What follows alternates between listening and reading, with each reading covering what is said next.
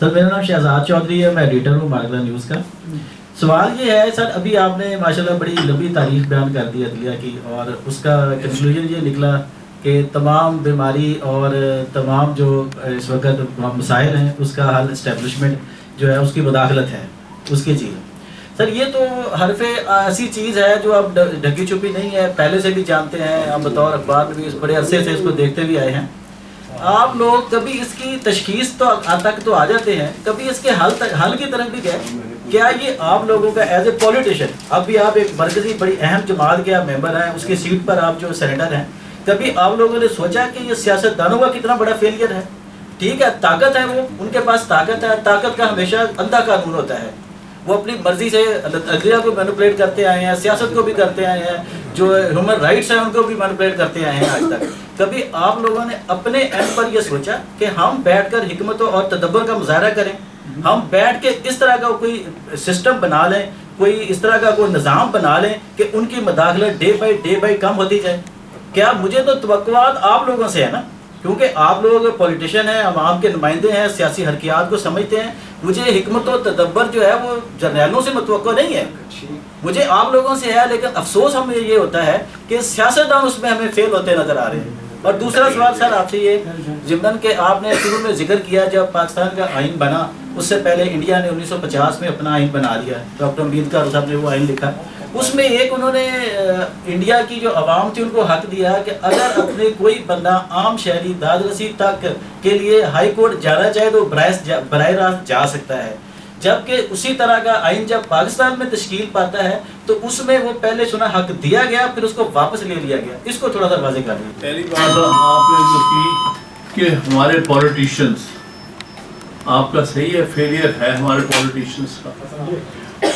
اس کی بنیادی وجہ یہ ہے ہندوستان اور پاکستان میں، اور میں بنگلہ دیش کو بھی، کہ جیسے ہی یہ دونوں ملک آزاد ہوئے تھے انہوں نے وہاں پر لینڈ ریفارمز 1951 تک نہرو صاحب کی وجہ سے یا پٹیل صاحب کی وجہ سے جلدی انٹروڈیوس ہو گئے، ورنہ آج وہ بھی ہماری طرح فیوڈل ہولڈ میں ہوتا ہے، کیونکہ وہاں اتنی زیادہ ریاستیں تھیں، اتنے زیادہ فیوڈلز تھے.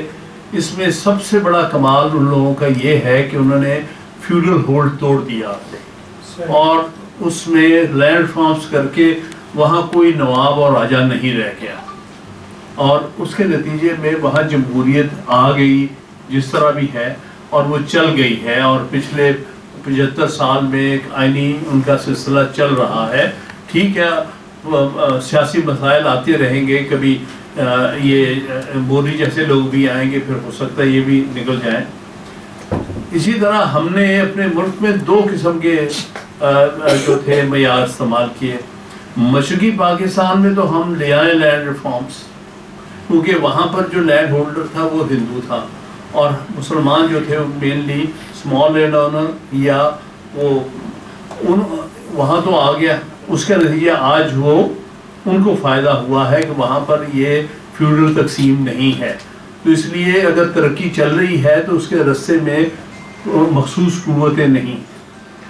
پاکستان میں پنجاب میں شروع سے پنجاب اور سندھ میں فیوڈل پالیٹکس تھی، ایون 1947 میں، اور اس کا ہولڈ نہیں آج تک ٹوٹ سکا. کسی نہ کسی شکل میں یہاں موجود ہے. میں عام طور پہ 4 قسم کے فیوڈلز پاکستان میں ٹائپ کرتا ہوں جو سیاست میں ہیں، جو سیاست کو ہولڈ کر رہے ہیں. ان میں سے ایک تو ٹرائبل فیوڈل ہے، اس کا تعلق زیادہ سندھ، سدرن پنجاب، بلوچستان سے ہے. اس نے اب جو ٹرائب ہے اس نے کے ووٹر کو نہ تو وہ ایجوکیٹ کرتا ہے، نہ اس کو آزاد کرتا ہے، اکنامکلی بھی اس کو پابند کیا ہوا ہے، وہ اس کا ووٹر ہے. ایک تو یہ فیلئر ڈیموکریسی کا ہے، پالیٹکس کا. دوسرے نمبر پر ہمارا پیر فیوڈل ہے، جو ویسے اسٹیبلشمنٹ کے ساتھ ہمیشہ چلتا ہے، جب ادھر سے ادھر ہونا ہو جاتا ہے، لیکن وہ ایکسپیکٹ کرتا ہے کہ روحانی طور پر مجھے ووٹ پڑے گا، اور مل رہا ہے اس کو ووٹ. اور وہ ایک خاصا بڑا فیوڈل طبقہ ہے جو اس ملک کو ہولڈ کیے ہوئے سیاست. تیسرا ہمارا بگ لینڈ لارڈ کا طبقہ ہے، جو بے شک نہ فیوڈل ہے، نہ چیف ہے، نہ، لیکن اس کے پاس بڑی لینڈ ہولڈنگس ہیں، جیسے کہ کچھ سدرن پنجاب میں ہیں، اور چوتھا طبقہ جو ہم نے خود بنا دیا ہے پنجاب میں برادری فیوڈل، جیسے کہ یہ گجرات کے ہیں، یہ ان کے پاس زمینیں لمبی چوڑی نہیں ہیں لیکن برادری نیٹ ورکس انہوں نے چلا لیے ہیں، اور وہ یہ کنوینئنٹ ہے ہماری اسٹیبلشمنٹ کے لیے. آپ اگر دیکھیں ریلیشن شپ ان لوگوں کی بڑی قریب ہے. یہ پالیٹکس میں بھی یہ ہے، جب پی ٹی آئی میں سب سے بڑا حملہ ہوا تو فیوڈل ہوا تھا 2011-12.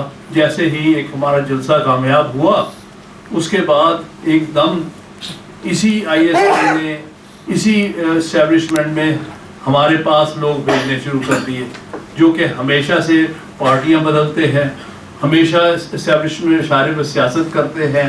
مارشل لا لگتا تو مارشل لا کے ساتھ ہو جاتے ہیں، اگر ضیاء الحق آتا ہے ضیاء الحق کے ساتھ ہوتے ہیں، مشرف کا آتا ہے اس کے ساتھ ہوتے ہیں، پی ایم ایل کیو بناتے ہیں، کبھی کسی اور قسم کی. تو بھائی مسئلہ یہ ہے کہ اسٹیبلشمنٹ ہوا میں نہیں کام کر رہی، اس نے اپنے پولیٹیکل جو ہے ساتھی رکھے ہوئے ہیں، وہ ابھی تک ہیں. اسی لیے یہ کنوینس ہے ہمارا پولیٹیشین کہ جب بھی ہمیں کوئی اقتدار ملے گا ان کے ذریعے ملے گا. اور اسی پر یہ پی ٹی آئی میں بھی یہ لوگ یہی مائنڈ لے کے آئے تھے. اور ہماری بحث کیا ہوئی تھی، میرے جیسے یا وزیر الدین صاحب، ان کے بارے میں خان کو یہ بتایا گیا تھا کہ دیکھو یہ جو آئیڈیلسٹ ہوتے ہیں کبھی یہ اقتدار تک نہیں پاکستان میں پہنچا سکتے ہیں. آپ اسی طرح سے مارشل اسد خان بن کے رہ جائیں گے تو آپ کو ہم سے بات کرنی پڑے گی، ہم آپ کو سیڑھی لگا کے دیں گے وہاں پہنچنے کی. تو اس سے وہ کنوینس ہو گیا کہ ہاں یہ تو ایسے ہم کئی سالوں سے پھر رہے ہیں، ادھر سے ادھر بھاگتے پھر رہے ہیں، تو شاید یہی رستہ ہے. اور یہ غلط فہمی تھی جو اب دور ہو گئی کہ بھائی صرف اقتدار میں یا پرائم منسٹر بننے سے آپ تبدیلی نہیں لا سکتے. اگر پھر پاور انہیں کے پاس ہے تو آپ بے بس ان کے سامنے رہیں گے. وہ آپ سمجھ میں آئی.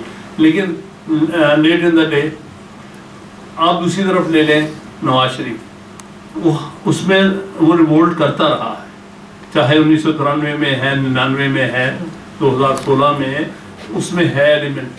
لیکن کس طرح وہ مجبور ہوا اپنے ہی لوگوں کے ہاتھوں میں کہ اس نے کمپرومائز کر لیا.